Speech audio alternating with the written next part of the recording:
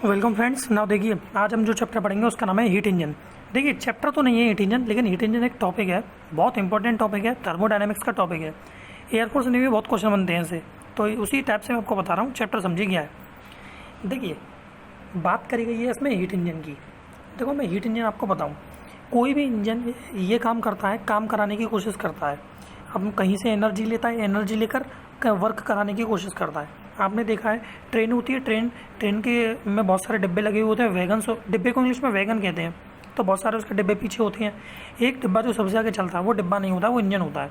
आपने देखा है, वो इंजन क्या करता है, पुराने ज़माने में स्टीम इंजन चला करते थे। स्टीम इंजन क्या करते थे, कोयला लेते थे, कोल को लेते थे और कोल से एनर्जी पैदा करते थे। कोल से कौन सी एनर्जी, हीट एनर्जी पैदा करते थे, और उस हीट एनर्जी से इंजन वर्क करता था।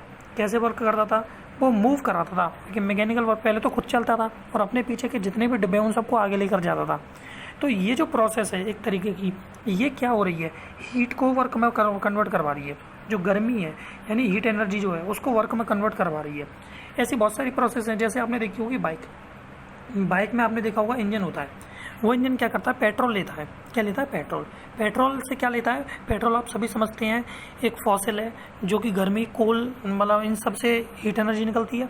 वो उस हीट एनर्जी को साइलेंसर तक भेजता है और सारे काम करा करके एक मैकेनिकल वर्क कराता है। बाइक चलना स्टार्ट हो जाती है, कार में, ट्रक में, सब में यही होता है। ठीक है, तो इंजन का कुल मिला के काम होता है काम कराना, वर्क कराना। मैकेनिकल क्यों बोल रहा हूँ, क्योंकि इसमें मूवमेंट हो रहा है, वो वाला वर्क। ठीक है, तो ये जो वर्क हो रहा है इसका कारण है हीट एनर्जी।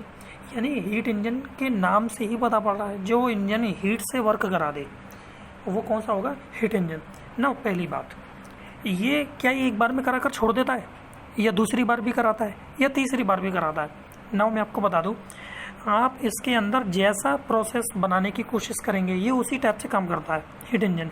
अगर आपने जो इंग्रेडिएंट्स, या मैं कह सकता हूँ जो आपने एलिमेंट्स इसके अंदर प्रोवाइड कराए हैं, डाले हैं, वो अगर लंबे समय तक चलेंगे तो ये जो प्रोसेस है कंटिन्यू रहेगी। मेरा कुल मिला के आसान भाषा में जो शब्दों का मतलब ये है कि आप जितना पेट्रोल डालेंगे मोटरसाइकिल उतनी दूर चलेगी, जितना कम पेट्रोल डालेंगे उतनी कम दूर चलेगी। यानी फ्यूल जितना होगा उसके अंदर उतना वो वर्क करेगा ना। मैं आपको बता दूं, जो वर्क करेगा इसकी एक प्रोसेस होता है, इसका एक सिद्धांत होता है। वो सिद्धांत जो है साइक्लिक होगा। कैसा होगा, साइक्लिक होगा। साइक्लिक का मतलब ये है कि एक चक्कर में हुआ, दूसरे चक्कर, एक चक्कर, दूसरा चक्कर, मतलब ये चक्के चलते ही रहेंगे और वर्क होता रहेगा। ठीक है, तो ये कुछ प्रोसेस। देखिए, मैं आपको थोड़ा सा इंट्रोडक्शन बता रहा हूँ, इसके बाद अभी मैं और डीपली जाऊँगा। बहुत ईजी तरीके में ख़त्म कर दूंगा पूरे हीट इंजन के टॉपिक को ना।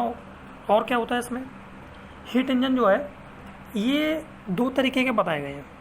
एक क्या करता है, गर्मी को, मतलब ज़्यादा टेम्परेचर की जो चीज़ है जिसमें ज़्यादा गर्मी है उसको ठंडा करने का काम करता है, उसका टेम्परेचर बदलता है। एक और इंजन होता है जो कम हीट वाले को ज़्यादा में बदल देता है।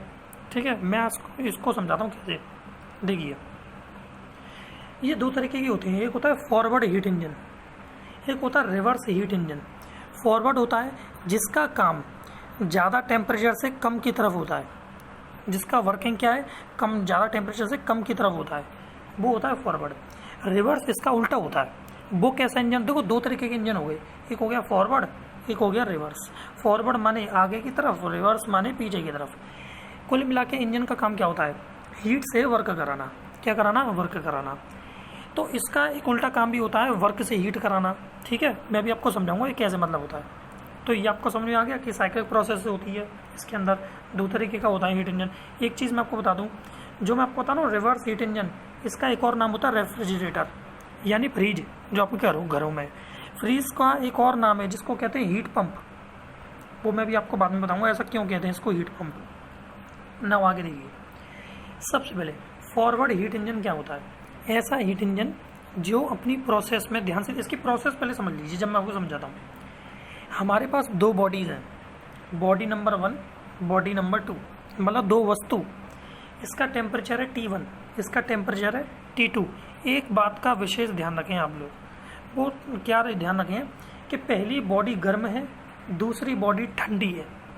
पहली बॉडी गर्म है, दूसरी बॉडी ठंडी है। इसका मतलब पहली बॉडी का जो टेम्परेचर है T1 वो हाइयर है, वो ज़्यादा है, और सेकंड बॉडी का जो टेम्परेचर है वो लो है, वो कम है। तो ये इसका एक कंडीशन है, temperature one is very greater than T2। पहली बॉडी का जो टेम्परेचर है वो दूसरी से ज़्यादा है। आप इस बात को जानते हैं, दुनिया में कोई भी चीज़ मूव करती है तो हाई टू लो करती है, बड़े से छोटे में जाती है, छोटे से बड़े में कभी नहीं जाती। इस बात का आपको ध्यान रखना है। जैसे आपने देखा है बड़ी टंकी और एक छोटा नल, टंकी बहुत ज़्यादा पानी कंटेन करके बैठी है, तो उसमें से जो नल में पानी आता है, नल में बहुत छोटी मात्रा में पानी है, इसलिए ऊपर से नीचे की तरफ जाता है, कभी नीचे से ऊपर जाता है पानी, नल से टंकी में कभी नहीं जाता। अब आप कहोगे जाता है, वो तो पंप के द्वारा जाता है ना। कौन सा पंप? मोटर के द्वारा, वो मैं बाद में बताऊंगा आपको ना। यहाँ देखिए, इसमें क्या है कि T1 जिस बॉडी है उसको कहते हैं हीट रिजर्वॉयर। इसके अंदर हीट भरी हुई है, बहुत सारी हीट है इस बॉडी के अंदर, ठीक है। एक दूसरी बॉडी है जिसके अंदर हीट नहीं है, इसको हीट देनी है। क्या करनी है? देनी है, मतलब हमको ट्रांसफर ऑफ हीट कराना है, ठीक है, हीट का फ्लो कराना है। तो क्या कराना है? देखिए, इंजन का काम है, इंजन का प्रोसेस समझो। इंजन करता क्या है? फॉरवर्ड वाला ये क्या करता है, जिसमें ज़्यादा टेम्परेचर है उससे छोटी बॉडी की तरफ टेम्परेचर को मूव कराता है। किसको कराता है? टेम्परेचर को मूव कराता है। जब ज़्यादा बॉडी से छोटी बॉडी की तरफ टेम्परेचर मूव करेगा, यानी टेम्परेचर मूव करेगा, इसका मतलब क्या है? हीट का फ्लो हो जाएगा, हीट का फ्लो हो जाएगा। फिर मैं आपको बताऊँ, हीट का फ्लो यानी हीट बह रही है, हीट बह रही है, हीट बह रही है। इसी हीट के बीच में मैंने एक बॉडी लगा दी, या मैं कह सकता हूँ मैंने कोई सब्सटेंस लगा दिया वर्क करने के लिए, ठीक है। तो उसने वर्क करना शुरू कर दिया, इस हीट के फ्लो होने की वजह से इसने वर्क करना शुरू कर दिया। मैं आपको समझाता हूँ दूसरी भाषा में। इसका मतलब क्या है? इसका मतलब ये हुआ कि मान लीजिए कोई झरना है, इस पर से पानी बह रहा है, देखिए ये पानी बह रहा है, इस पर से क्या रहा है? पानी बह रहा है। मैंने यहाँ पर एक टरबाइन लगा दी, पंखड़ी। क्या लगा दी? टरबाइन। ये टरबाइन करती पानी के आने से घूम जाती है। क्या कर जाती है? घूम जाती है। और मान लीजिए अभी ये पानी शांत होता, क्या होता? शांत होता, तो ये टरबाइन कहीं घूमती? नहीं घूमती। पानी मूव कर रहा है इसलिए टरबाइन मूव कर रही है, यानी फ्लो ऑफ वाटर जरूरी है टरबाइन के वर्क करने के लिए, मूवमेंट के लिए। ऐसे ही करके फ्लो ऑफ हीट जरूरी है इसके टरबाइन की या इस बॉडी के मूव करने के लिए, वर्क करने के लिए। तो हमने ये देखा कि कोई बॉडी जब मूव कर रही है, मतलब उसमें से हीट फ्लो कर रही है, तो बॉडी वर्क कर रही है, ठीक है। मान लीजिए इस बॉडी में से कोई हीट निकली Q1। क्या निकली? Q1। उसमें से कुछ हीट इसने अपने आप में ले ली, कुछ हीट इसको दे दी, ठीक है। जो हीट ये लेकर चला गया वो Q2 है, और जो आई थी वो Q1 है, ठीक है। और देखिए इसके पॉइंट, इसमें जो मैं अभी आपको बता रहा था, इस सिस्टम के अंदर work done by the engine है। इंजन क्या करता है? काम को करता है। मतलब मेरा कहने का मतलब है फ्लो तो होता रहेगा अपने आप, और वर्क भी अपने आप होता रहेगा, ठीक है। इंजन के द्वारा, ये इंजन लगा दिया मैंने, इंजन के द्वारा वर्क होता रहेगा, क्योंकि फ्लो होता रहेगा। फ्लो बंद, वर्क बंद, ठीक है। उसके बाद flow of heat is essential, यानी नेसेसरी। फ्लो ऑफ हीट बहुत जरूरी है। दूसरी चीज़, इफिशियंसी क्या चीज़ होती है? देखिए, इफिशियंसी का मतलब होता है दक्षता। दक्षता माने, एक बात बताइए, ये जितना हीट अपने पास लेगा तो उतना ये मूव करेगा, उतना ज़्यादा वर्क करेगा। इसका मतलब ये है कि कुछ, मान लीजिए इसने हीट, देखिए ये पहले बॉडी थी, ये बॉडी थी, आपको पता है इसका टेम्परेचर था T1, इससे हीट ली Q1। उस Q1 हीट के अंदर इसने कितना वर्क कर लिया उस हीट के अंदर, वो है इसकी इफिशियंसी। ना W आप समझते हैं, दोनों का अंतर है Q1 माइनस Q2, ठीक है। एंड इफिशियंसी क्या हो गई? T1 minus T2। अब आप इसके फॉर्मूले याद कर लेना, कोई ज़्यादा वो नहीं है, और ऐसे करके आपको सॉल्व कर सकते हैं, डिवाइड देके इधर ऐसे। ना ये एफिशिएंसी आ गई, यानी कुछ इंपॉर्टेंट पॉइंट भी हैं इसके जो निकल कर आए हैं, वेरी इंपॉर्टेंट पॉइंट। वो इंपॉर्टेंट पॉइंट क्या है? Efficiency of any heat engine can never be 100%।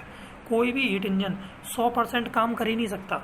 मैं आपसे कहूँ कि आपने मोटरसाइकिल में पेट्रोल डाल ली, पूरे 100% पेट्रोल को यूज़ करके 100% दूरी तक चल जाए, ऐसा कभी नहीं है, बर्बाद कर देती है बहुत सी चीज़ों में वो, ठीक है।